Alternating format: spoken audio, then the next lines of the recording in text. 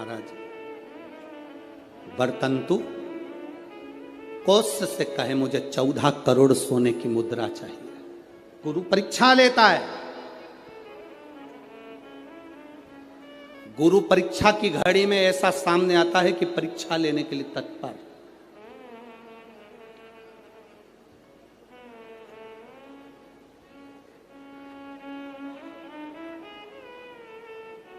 ली परीक्षा, 14 करोड़ सोने की मुद्रा। कौत्स गया तुरंत राजा रघु के पास में। राजा रघु से कहा महाराज 14 करोड़ सोने की मुद्रा मेरे गुरु जी को देना है, मैं ब्राह्मण का बालक हूं, आप दे दो। राजा रघु ने कहा 14 करोड़ सोने की मुद्रा देने के लिए मना नहीं, पर मैंने अभी यज्ञ करा था, उस यज्ञ में मैंने सोने की मुद्रा सब संतों को ब्राह्मण जन को बांटी है। मेरे पास में इतनी मुद्रा नहीं, थोड़ी बहुत निकल जाएगी, 1 करोड़ दे दूंगा, 14 करोड़ कहां से लाऊं। राजा रघु ने कहा पर ब्राह्मण मेरे दरवाजे से खाली ना जा, रुकिए मैं इंद्र पर आक्रमण करता हूं। गुरु गुरु है, इंद्र पर आक्रमण करता हूं। राजा रघु ने इंद्र पर सेना तैयार कर आक्रमण करना प्रारंभ करा।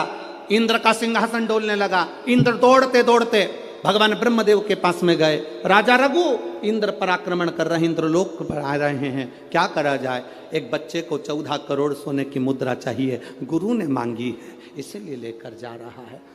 उसको 14 करोड़ स्वर्ण मुद्रा, हाँ 14 करोड़, हाँ क्या करें।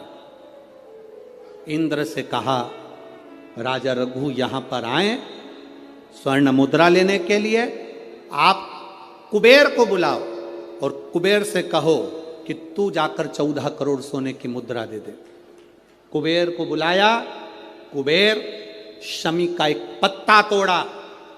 शमी का एक पत्ता कुबेर ने तोड़ा और पृथ्वी पर आकर शमी के पत्ते को तोड़कर कौत्स को दे दिया। कौत्स ये शमी का पत्ता ले।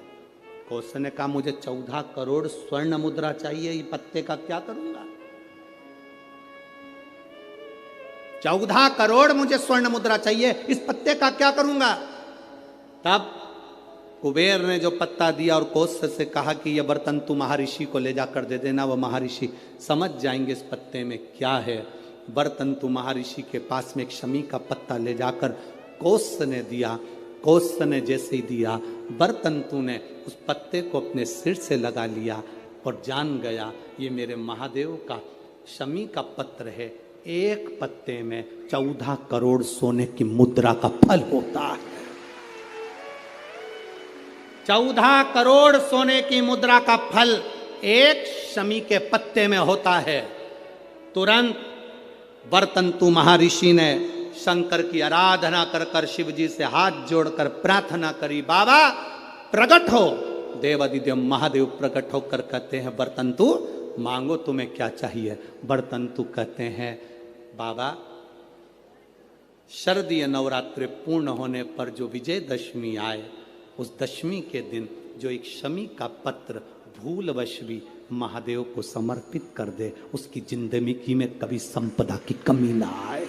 एक शमी का पत्र, एक शमी का पत्ता 14 करोड़ सोने की मुद्रा से प्रबल हो जाता है। एक शमी का पत्र। आज भी कई जगह पर विजयदशमी के दिन, कई स्थानों पर विजयदशमी के दिन शमी के पत्ते का लेन देन होता है।